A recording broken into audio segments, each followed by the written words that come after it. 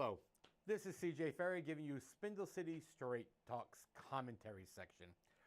And today's episode of commentary is war has been declared on Ward 9.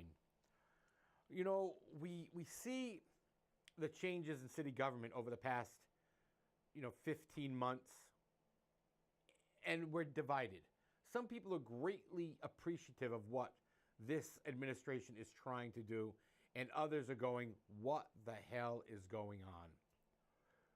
We've seen this administration remove a gentleman who served decades in the Insurance Advisory Committee for no apparent reason except that he wasn't getting his way. He replaced him with another political hack, and he's still not getting his way, but he's still attempting to get it. He needs that $2 million out of that health insurance account, and he's digging to get it. We have departments which are saying they cannot spend any money because they've been advised that we have no money. We've been told there is no money to spend for anything. Rat control, boarding up abandoned properties, safety, nothing. If this is the case, where's all our money going to?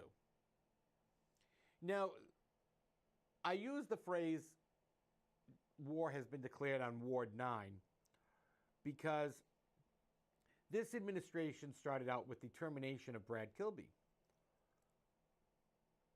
and then went public at a neighborhood meeting saying that he's looking to remove Dave Sullivan, Ward 9, for questionable actions or questionable dealings at the housing authority. I have a problem with that. Now, the residents of the North End, more particularly the extreme North End, Weaver Street area, which is an industrial area, but in that part of the city, are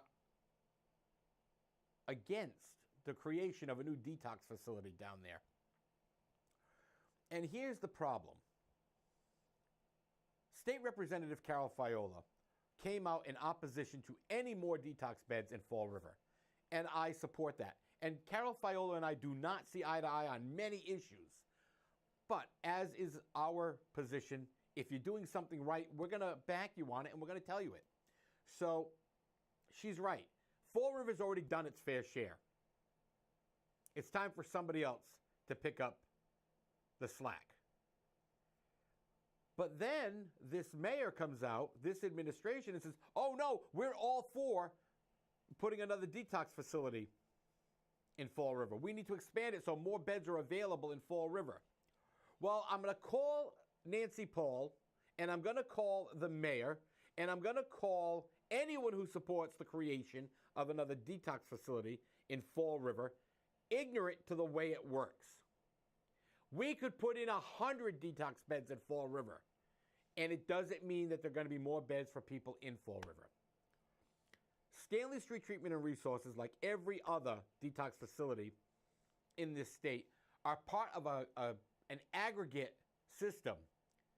That means they've combined all the beds throughout the state, whether they've been in Springfield or New Bedford or Attleboro or Taunton or Topsfield or Boston.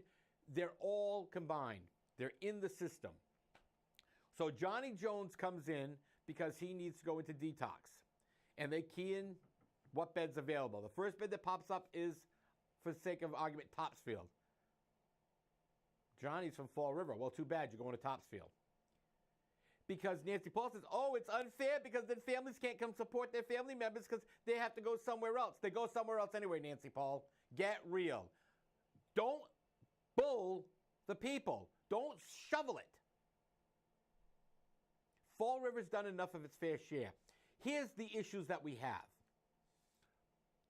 The Housing Study Report shows that Fall River has way too many social service programs available.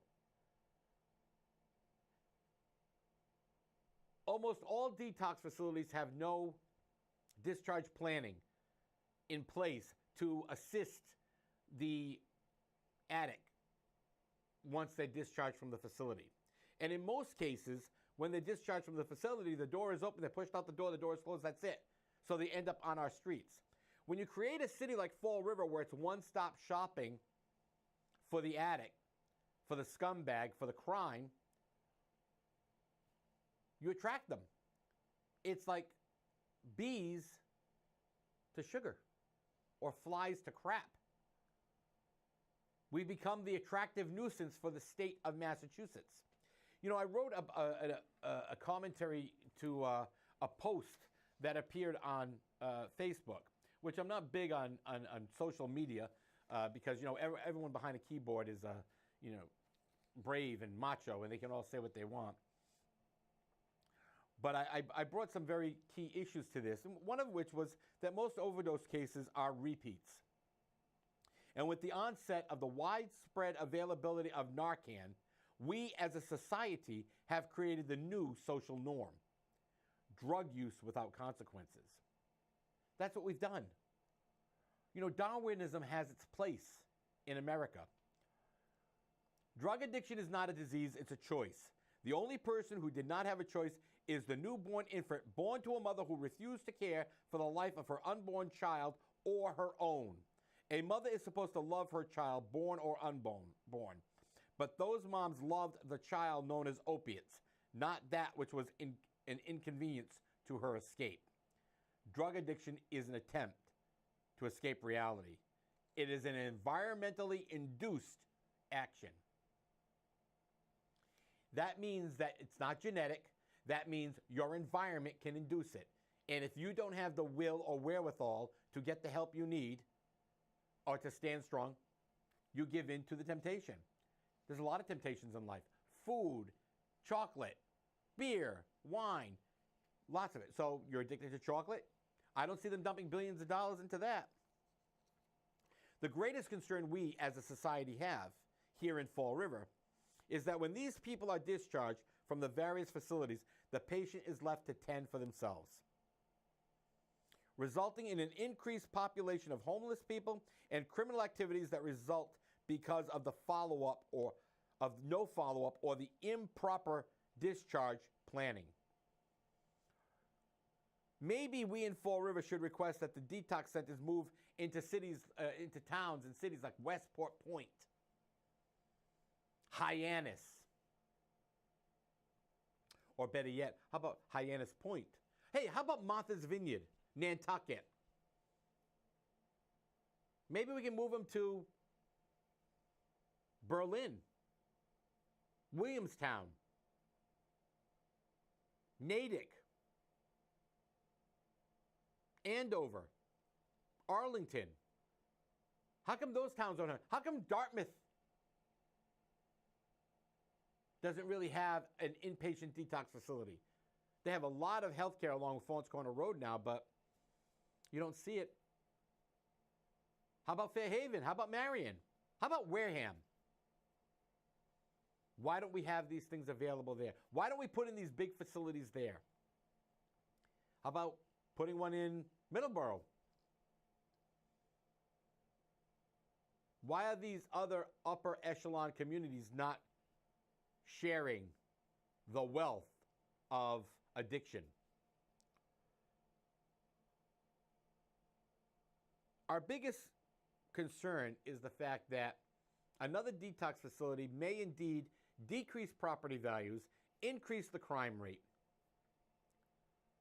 and create more problems to make Fall River a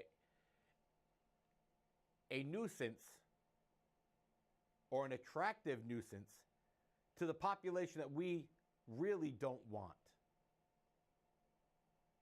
And we have an administration and a city that constantly wants to service these people, spending your tax dollars on these issues.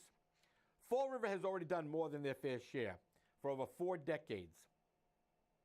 When is another community going to pick up theirs? When is anyone else? I'm CJ Ferry, and that's my opinion. Thanks for watching, and keep watching Spindle City Straight Talk, Monday, Wednesday, and Fridays at 11 on Channel 95 or on YouTube Live. Have a great day.